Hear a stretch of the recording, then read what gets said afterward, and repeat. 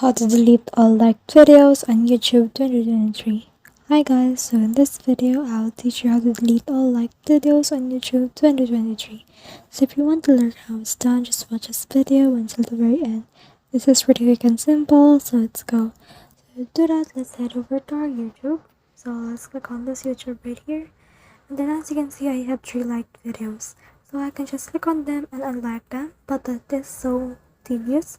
So one thing to do is just click on this profile icon right here. Click on this your data in YouTube. Then just select the account that you want to delete your liked videos in.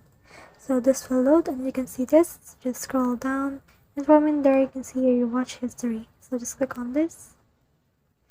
And then from in there you can see your activity controls. You can also see your YouTube history and all of that. You can also see all of this right here. So just click on this manage history.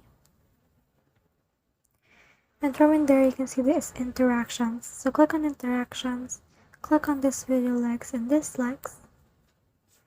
And then you can see in here all the likes that you have. So you can just click on this X right here in order to remove all of this. So just click on X.